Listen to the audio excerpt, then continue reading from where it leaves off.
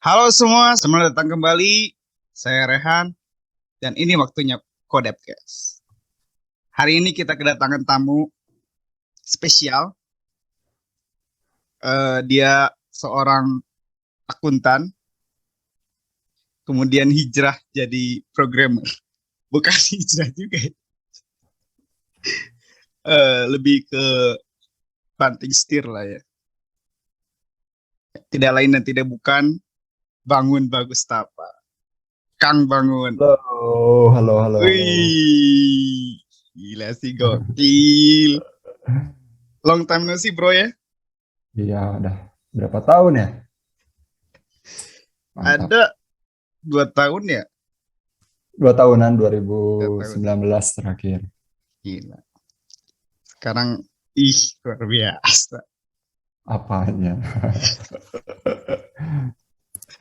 Oke, mungkin Kang Bangun bisa ini dulu, perkenalkan diri dulu. Ya, halo semuanya. Perkenalkan, nama saya Bangun Bagus Tapa. Biasa dipanggil Bangun. Sekarang saya seorang front-end engineer. Dulunya lulusan akuntansi yang tadi udah disebutkan. Ya, itu palingnya. Oke, luar biasa. Jadi gini guys ya, buat teman-teman semua, waktu dulu tuh kita sekantor, kemudian aku lihat perjuangannya si Kang Bangun ini luar biasa, belajar front end-nya gitu di sela-sela waktu istirahat. Dia sebagai akuntan di perusahaan itulah ya, yang sekarang Ya, itulah ya. cek aja ntar link ini. Aduh, bahaya. Oke, Kang Bangun, gimana kabarnya keluarga? Terus situasi COVID Alhamdulillah, gimana? alhamdulillah sehat. Kemarin juga kebetulan baru divaksin yang ketiga ya, booster. Oh, Terus booster ya? anak-anak juga sebenarnya jarang kemana-mana juga sih, Han. Jadi ya aman lah, dan memang jarang kemana-mana Alhamdulillah, sih. bener. Stay at home ya. Iya.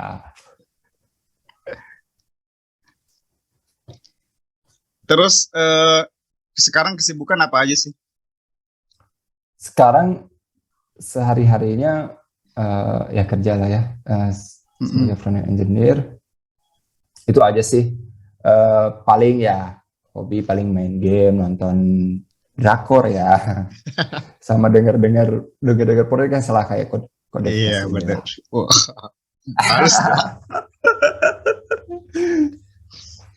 Nah, gini bro, gimana ceritanya? Kan dulu kita masih sekantor, masih seorang akuntan nih. Terus pas kita bubar tuh, gila sekarang di pasukannya ini nih, Pak Ridwan Kamil. Bener gak sih di bawah Ridwan Kamil? Ya, secara struktural ya betul betul. Ih, gila. Mungkin bisa diceritain Ya, gimana? awalnya sebenarnya nggak sengaja juga ya. Dulu karena di perusahaan sebelumnya yang kita bekerja, saya sama Raihan bareng. Mhm.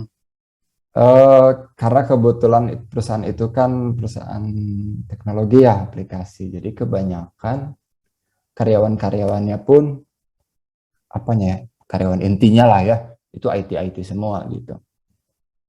Jadi setiap ke kantor, habis sholat, kita sering makan bareng, nongkrong bareng. Itu saya sendiri nih yang bukan IT gitu.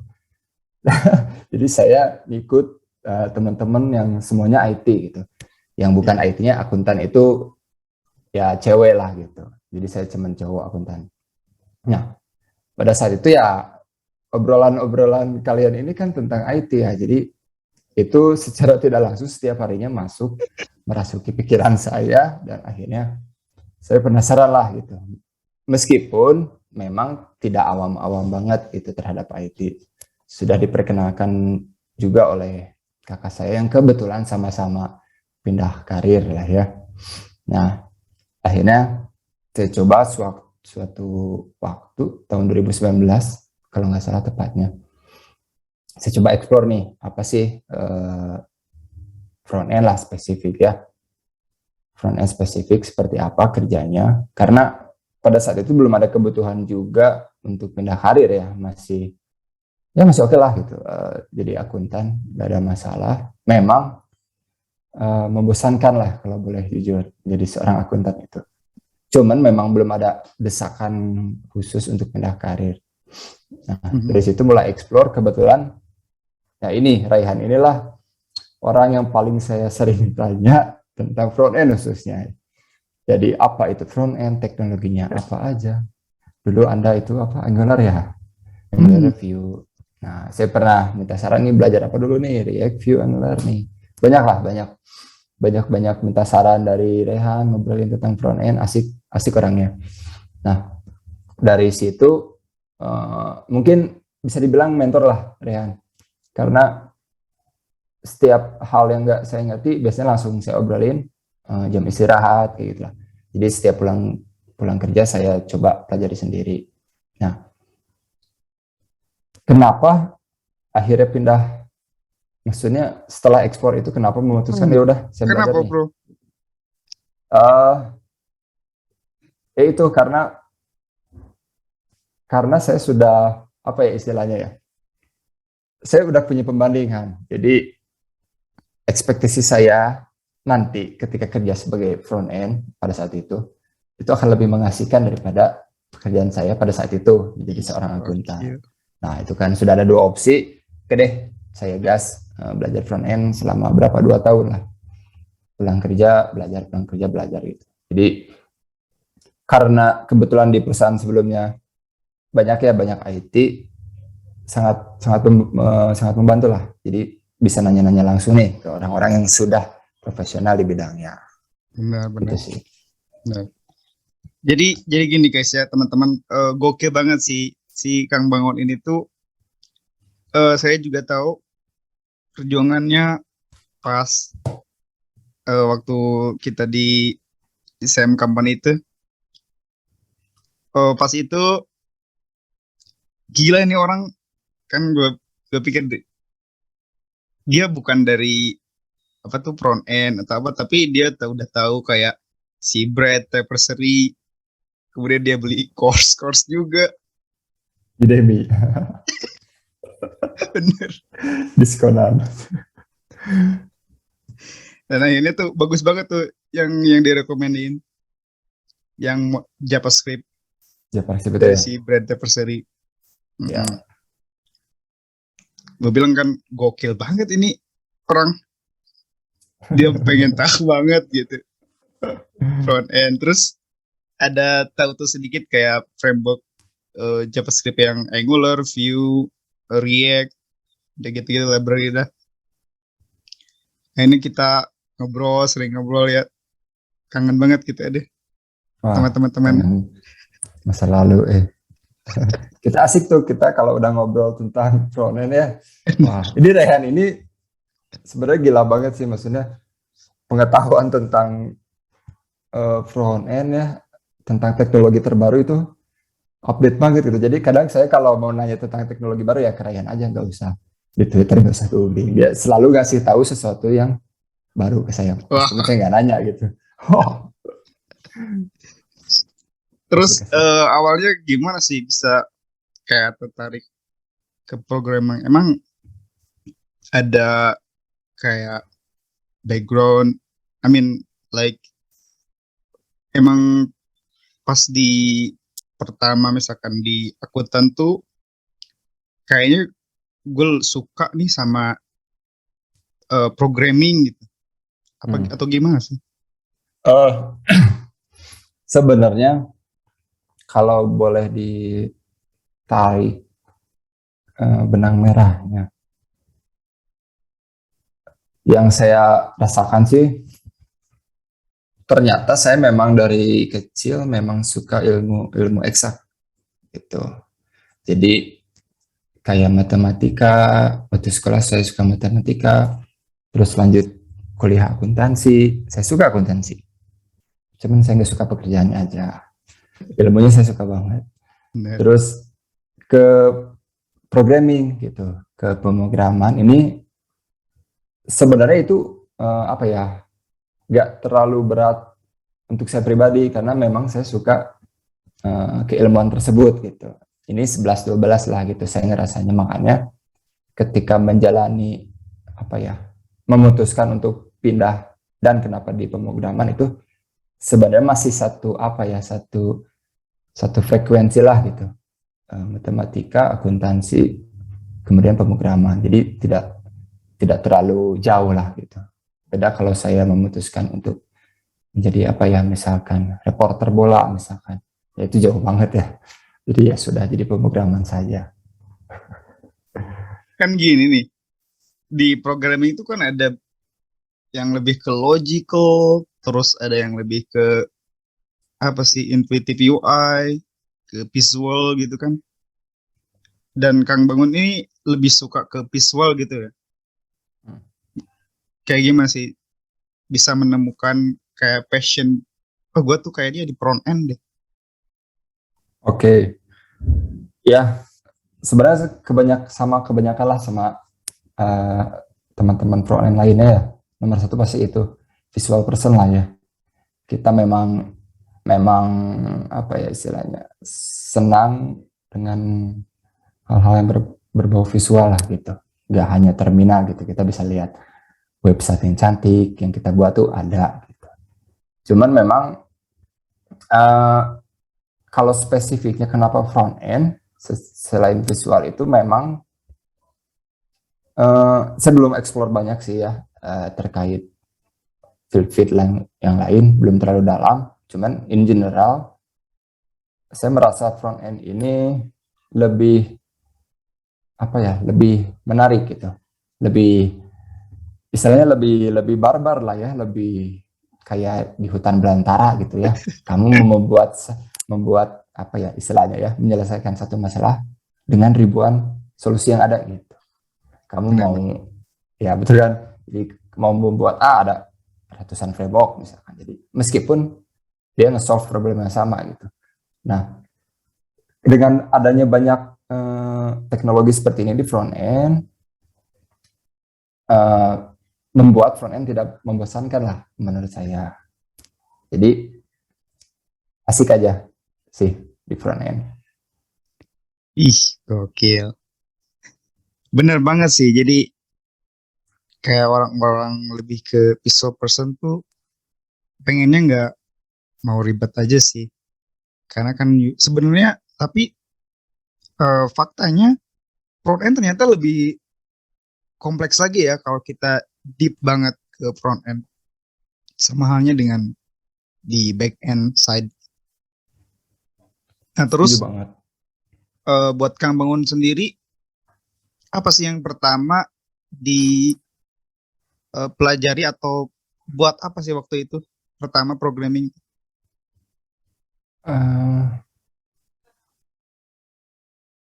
Kalau pertama banget pasti website ini ya, bukan website, aplikasi-aplikasi yang ada di tutorial itu. Oh Apa iya tuh benar. tulis ya, bla bla bla gitu. Kalau nggak salah dulu pernah saya liatin ya, masih Oh inget nggak? iya benar. Ya gitulah. Waktu itu masih belajarnya si Brad Vanilla. Cuman Iya. memang kebanyakan aplikasi-aplikasi ini sih, bukan aplikasi, sorry, website company profile dan lain-lainnya. Jadi banyak belajarnya, terutama waktu proyekan itu ya, uh, website apa istilahnya, hal yang pertama kali dibuat yaitu company profile atau website informasi sih, nggak terlalu kompleks. Yang simpel-simpel ya. Ya simpel-simpel. Nih, jadi buat teman-teman nih yang pengen juga belajar, ya buat simpel-simpel aja dulu gitu. Nah terus eh, kayak ada hambatan gak sih atau masalah yang pertama pas belajar programming? Banyak banget. Banyak banget. eh ya, gimana ya, jadi apalagi awalnya dulu ya, kayak terlalu apa ya, terlalu khususnya untuk pemula yang baru belajar terlalu luas banget gitu. Apa sih yang mau dipelajari? Kata orang Benar. belajar A, ternyata B, ternyata C gitu. Ini yang bikin, jadi sebenarnya kalau belajar pemrograman itu sendiri nggak sesusah itu gitu. Misalkan kita belajar JavaScript atau boleh sama HTML CSS, nggak sesusah itu. Yang susah itu apa yang mau kita pelajarinya gitu. Misalkan kan ya karena zaman sekarang frontend ini kompleks, nggak cukup HTML, CSS, JavaScript. Nah, yang saya rasakan pada saat itu kesulitannya dalam memilih framework pun saya butuh berapa minggu, berapa bulan gitu ya untuk memutuskan oke, saya belajar ini untuk beberapa bulan atau beberapa tahun misalkan pada awal itu. Uh, karena ya itu balik lagi saking banyaknya pilihan gitu. Itu yang sebenarnya bikin belajar front end agak susah itu aja sih. Karena terlalu banyak opsi. Bener banget sih. Dilema programming tuh, programmer tuh, khususnya front end tuh ya, library JS tuh terlalu banyak. Itu JavaScript fatigue ya. JS fanboy. JS Tapi fanboy. memang tidak hanya JavaScript gitu. Tapi semua programming language juga kayak punya macam-macam frameworknya juga ya. Ya, betul. Benar banget. Nah, terus apa sih yang Kang Bangun rasain sekarang, impact-nya apa? Setelah mengenai programming, terus sekarang udah jadi front end juga nih. Uh, Kalau impact mungkin ada dua sisi mungkin ya. Kalau dari pekerjaan gitu atau sumber pendapatan jelas, maksudnya Cuannya lebih gede lebih, ya? iya betul, berkali-kali lipat ketika saya jadi akuntan gitu. Nggak harus gaji ya, cuman kayak ada proyekan gitu ya, atau Ah, bikin benar banget. bikin perusahaan sendiri, startup sendiri, aplikasi sendiri gitu. Itu maksudnya eh, peluangnya banyak banget di dunia teknologi ini. Jadi itu impact terbesar yang ketika saya memutuskan pindah, dan maksudnya nggak sia-sia lah gitu. Ternyata memang ke arah sini nih gitu. Cuannya banyak lah. Terus impact lainnya juga mungkin cara saya eh, menjalani hidup. Jadi mungkin dulu kesannya saya kayak robot gitu kalau kerja. Pagi setengah hati lah kalau kerja ya. Jadi akuntan, merekap keuangan dan lain-lain. Sekarang beda gitu. Sekarang naik turun nih. Kadang semangat, kadang stres, kadang kalau nemu bug stres misalkan. Tapi Benar. mostly semangat gitu setiap harinya. Jadi kalau aku ngerasa kayak kerja jadi front end sekarang tuh mengerjakan sesuatu yang tidak pasti gitu. Ya, benar. Saya nggak tahu nih minggu depan ternyata harus mengimplement suatu fitur yang belum pernah saya kerjakan gitu. Itu puas banget sih untuk saya gitu, dan dibayar gitu. Maksudnya kita dibayar untuk men-solve itu gitu. Kita juga nggak tahu apa-apa. Mungkin kita bisa googling gitu ya, riset. Yes, Jadi itu yang bikin menariknya sih. Itu impact terbesar ketika saya pindah benar. karir. Jadi lebih berwarna ya hidup. Betul betul. Lebih berwarna. Nah, terus apa sih yang pengen Kang Bangun ke depannya pengen capai gitu? Uh, Pengennya sih uh, suatu saat nanti aku pengen membantu, nggak tahu caranya gimana, uh, untuk orang-orang yang mungkin pengen pindah karir atau butuh mentorship misalkan, atau butuh tanya-tanya apa sih itu front end misalkan. Karena aku punya keinginan 10 tahun mendatang sih, 10 tahun mendatang memang aku mudah-mudahan bisa terus jadi seorang front end Amin engineer. ya. Amin. Setelah 10 tahun itu mungkin pengalaman sudah banyak, apalagi bukan pindah karir gitu. Mungkin ada yang case-nya pengen pindah karir juga dan lain sebagainya. Target aku sih itu sih untuk 10 tahun ke depan lah. Gokil. Cuman mungkin belum tahu caranya seperti apa sih. Kayak orang-orang yang pengen job shifting gitu ya. Ya pengen Ya, pindah karir. ternyata banyak kan. Maksudnya case-case seperti aku ini nih gitu. Karir. Jadi ada dua lah ya. Ada yang memang switching karirnya berpindah. Ada yang memang belum pernah berkarir di jurusannya, tapi kerja bukan di jurusannya gitu. Jadi memang belum berkarir. Jadi otodidak lah. Nah, yang susah itu sebenarnya sudah pernah berkarir di bidang yang lain nih. Itu kan berarti sudah ada komitmen ya untuk karir sebelumnya untuk berpindah ke karir yang lain itu. Nah, itu case yang gitu aku temukan sih banyak, nggak sedikit juga yang kayak gitu, karir switching gini. Kalau di luar negeri jelas banyak.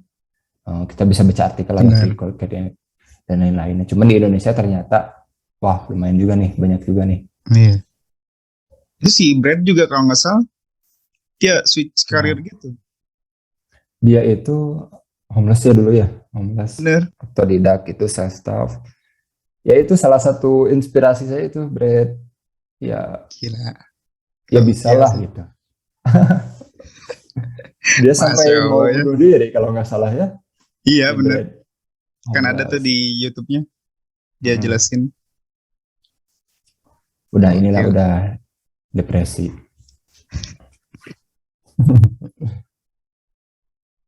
Ini terakhir mungkin pertanyaan nih.